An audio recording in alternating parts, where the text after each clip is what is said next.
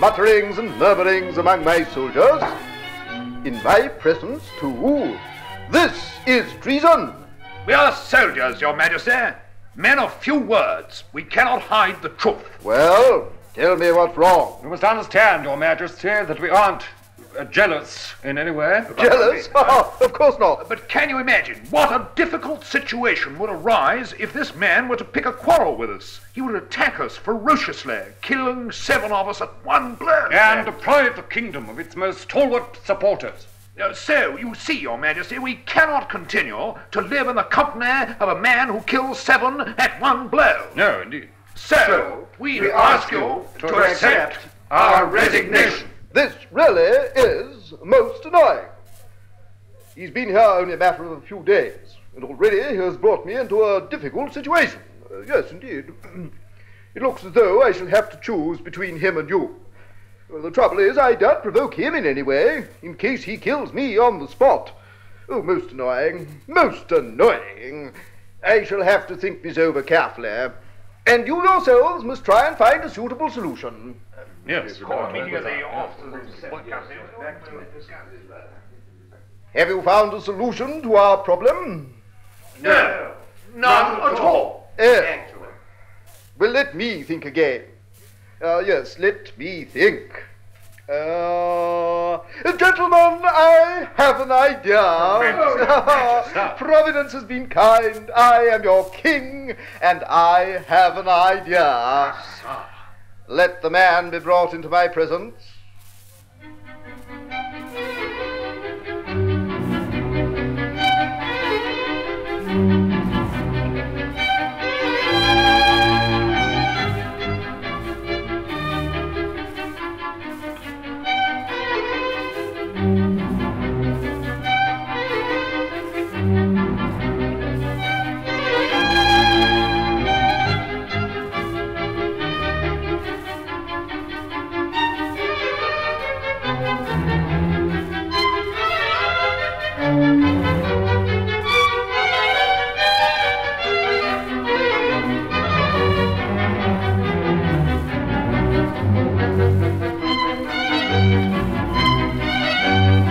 Noble Lord, there are 2 terrible giants in our country. They roam all over the place, creating havoc wherever they go. They rob, they murder, and they burn whole villages down. Nobody has the courage to go near them. But you, sir, are a great hero. I feel quite sure that you can accomplish what no one else has been able to, not even the trustiest and bravest of my guards. If you can do away with these 2 fearful giants, you will have my daughter's hand in marriage, and her dowry will be half my kingdom. Needless to say, you can have 100 horsemen to help you in your enterprise. Your Majesty, your offer is just the sort that tickles my fancy. I must confess such chances don't often come my way. I agree to go after these 2 giants. But I must make one condition. I want to do without the escort of soldiers you suggest. Oh? It's rather an insult to suppose that a man who killed 7 with one blow cannot get the better of a mere 2, even if they are giants.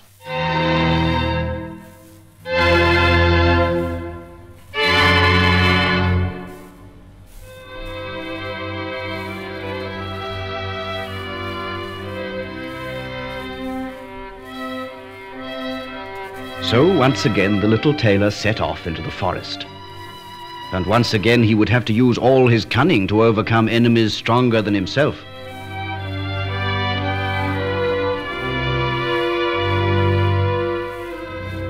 After he had been walking for a while, he saw the 2 giants lying asleep under a tree. They were snoring so loudly that the branches of the trees were trembling with the vibrations. The little tailor looked for some pebbles. He found some nice round ones, stuffed them in his pocket, and then climbed up the tree as quickly as he could. He scrambled along a branch just above the 2 giants and started to drop his pebbles, one by one, onto the stomach of one of them.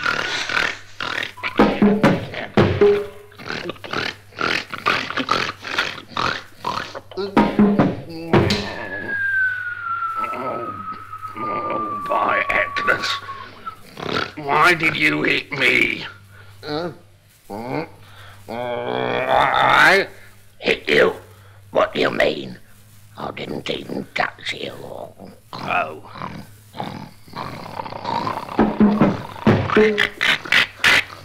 Why, Atlas, if you haven't done the same thing again? I tell you, I didn't touch you. You must have been dreaming.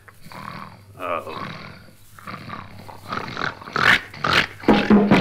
Again! What are you throwing at me? Now, look here, I'm not throwing anything. You're dreaming. Yes. You're going a bit too far, you know. If you go on any longer, I'll start to get angry. Now you're starting trying to be funny. Leave me alone. Leave you alone, indeed. Take that.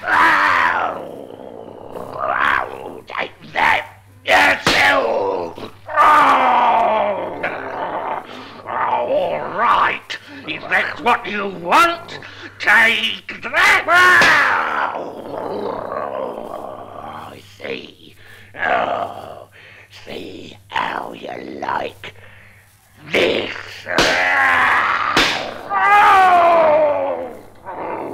Oh, you see this tree? Well, here it is in my hand, ready to crown you with. And I've got one here, too, ready to knock your brains out.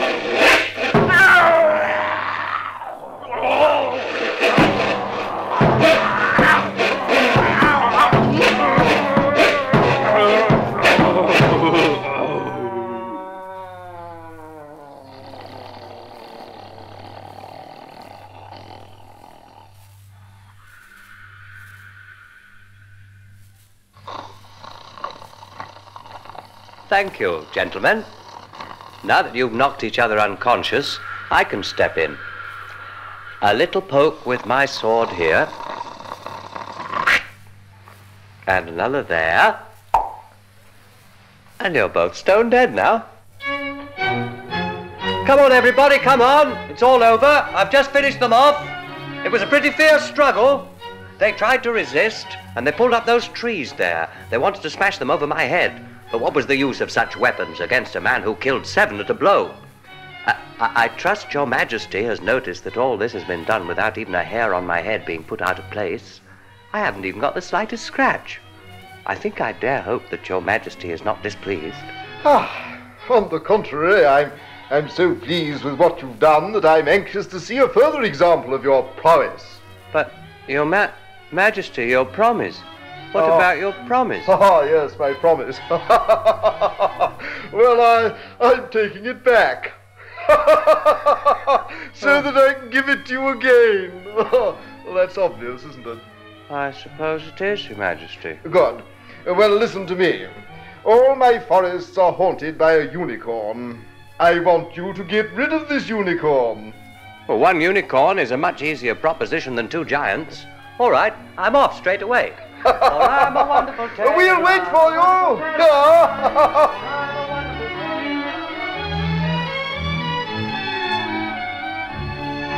I hope he fails. Yes, and if the unicorn kills him, everything will be as it was before he came on the scene to bother us. Our lawns will be free from people walking all over them. Our wives won't always be thinking of blood and battles, and we'll all have a peaceful life again.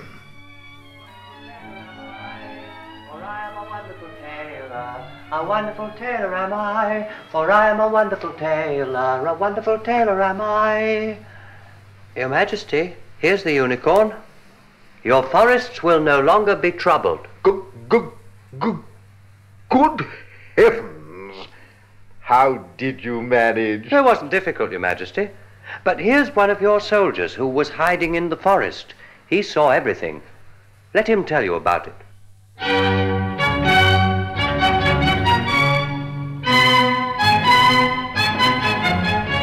Your Majesty, I have never seen such courage.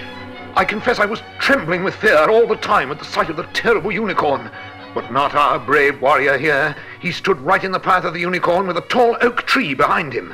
The unicorn stamped its hooves with rage. Its eyes glowed red, its nostrils foamed, the earth seemed to tremble beneath it, and then suddenly it charged.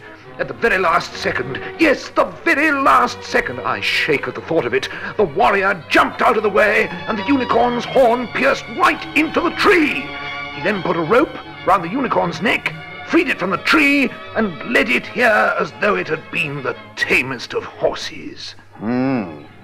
Yes, that is a remarkable story. Nevertheless, I am informed by my counselors and by my soldiers that every hero worthy of his name must perform 3 exploits before he can carry off the prize which is his due. So for that reason, and for that reason only, I must ask you to give me just one more example of your prowess. I suppose there's no reason why I shouldn't go on giving such examples forever. Forever? Well, I won't say anything about your insolence. I'll simply order you to capture the wild boar which roams through the countryside. All right, off I go. Nothing is impossible for a man who killed 7 at a blow, for I am a wonderful tailor.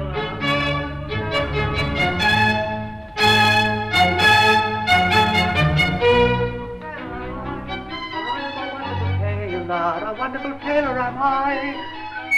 But how did you manage it? How did you manage it? Well, I went alone into the forest. Your soldiers were very relieved, Your Majesty. They didn't seem particularly anxious to come with me. It wasn't long before the wild boar came after me, crashing its way through the undergrowth. There was a little chapel nearby, so I slipped through the door, and the boar rushed in after me. There was a little window at the end of the chapel, just big enough for me to get through. I scrambled through it, and before the beast had had time to realize what was happening, I'd run round and closed the door behind him. Oh, a man who has such presence of mind in such a dangerous situation seems well fitted to rule my kingdom. It is with a glad heart that I give you my daughter's hand in marriage. Furthermore, I give you half my kingdom, half of everything I possess. Oh, thank you.